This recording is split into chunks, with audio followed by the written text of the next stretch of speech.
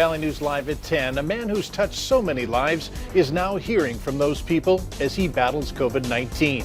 What led to Governor Burgum's change of heart regarding youth sports and COVID restrictions? Plus, the largest decrease in travel since 2008. How the industry is coping. Valley News Live at 10 starts right now.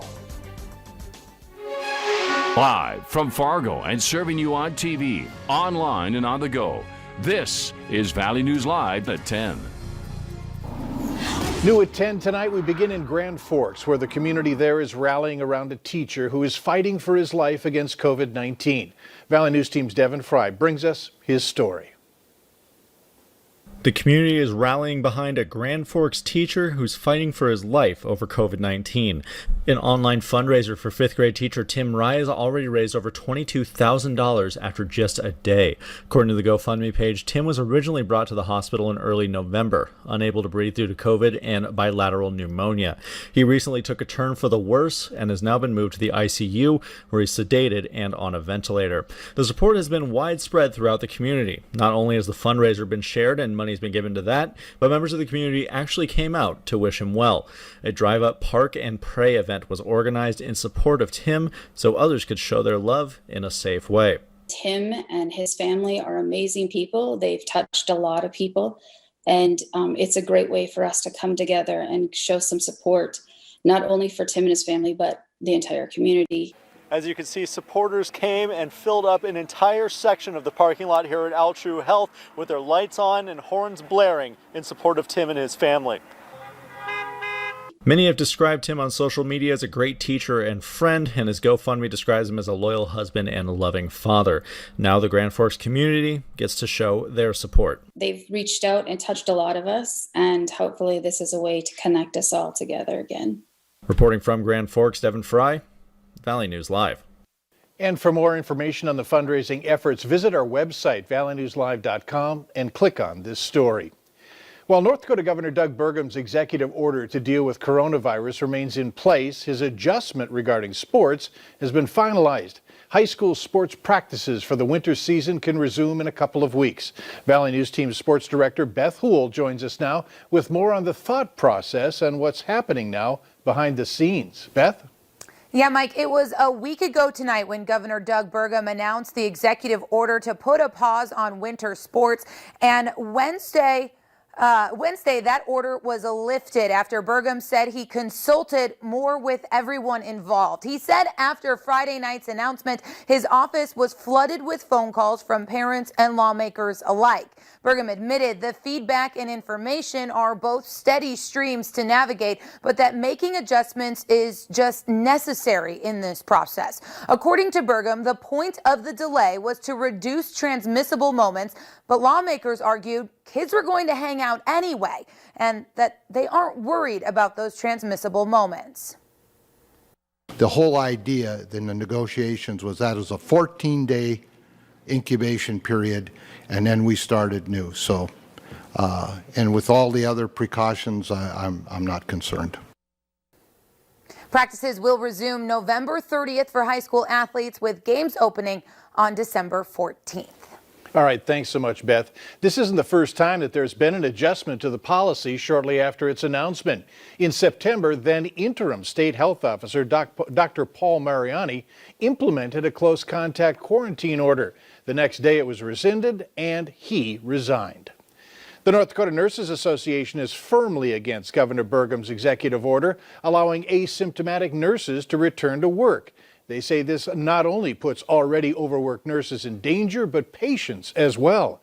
Many hospitals in the state say they haven't needed to utilize this executive order and don't plan on using it. Still, the nurses say this has already a bad situation, and for many of them, they want to leave the job.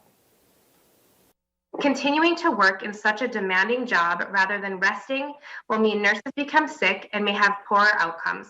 A nurse with a disease of this impact, with or without symptoms, should be home caring for him or herself. The nurses added that there are continuous PPE shortages and a lack of support in the nursing community. Essentia Health in Fargo is restricting visitors starting Monday. Visitors will not be allowed in the hospital except in special circumstances. For COVID patients, exceptions will only be made for pediatric and obstetric patients, those who need a support person who has been deemed essential, or patients receiving end-of-life care. Those visitors must wear a mask and eye protection at all times and remain in the patient's room. A North Dakota inmate is fearful as COVID-19 continues to run rampant through the jail in Jamestown. 126 cases are currently reported at the James River Correctional Center. That's down from yesterday's report of 214. So I'm wondering when we're going to have the first inmate in North Dakota that dies from this. The North Dakota Department of Corrections said, in part, staff work diligently to protect those in our care by following all PPE protocol. But staff still need to go and leave to go home, pick up their children, etc. And so it would be unrealistic to think that we would not be affected. The full statement can be read by going to our VNL News app and clicking on this story. A new study by the CDC shows the Sturgis motorcycle rally in South Dakota directly led to a coronavirus outbreak in Minnesota. Minnesota's health department found that 1/3 of all their counties had at least one case of COVID tied back to the rally. 51 Minnesotans who went to Sturgis got sick, in turn, infected at least 35 people they came in contact with when they got back home. 4 patients were hospitalized with coronavirus, 1 died. The CDC says more than 460,000 people attended the August rally in South Dakota. The CDC's guidance to cancel Thanksgiving travel will add to an already slow season. Last year, more than 36,000 people passed through security checkpoints at the Minneapolis-St. Paul Airport for Thanksgiving. That number is expected to drop to around 15,000. Marielle Mose introduces us to one of the many families across the country making difficult decisions this holiday season.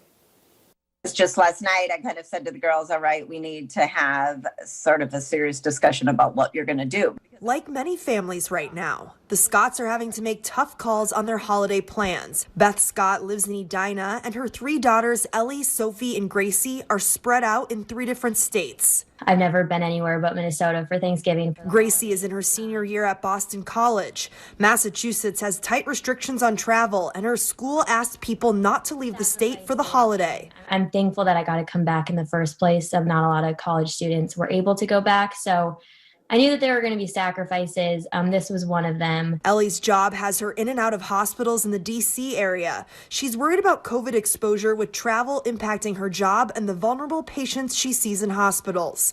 And Sophie plans to stay in Indiana, where she works as a civil engineer. It's a small price to pay to, not be sick, to not make other people sick. MSP Airport is forecasting a slight uptick in travel for November and December, but not much more than they've been seeing all year during the pandemic. Since the stay-at-home order in May, departures out of MSP have gone from about 100 daily flights to about 300, with anywhere from 5,000 to 15,000 passengers going through the airport daily around the holidays. It's a very difficult decision to make to not travel, but you can't hear from all of these healthcare workers and not think, I really have no business doing that or, making it worse for anyone. Now, the number of passengers expected to travel through MSP Airport next week could change because airport reps are telling me that a lot of people are making last-minute cancellations.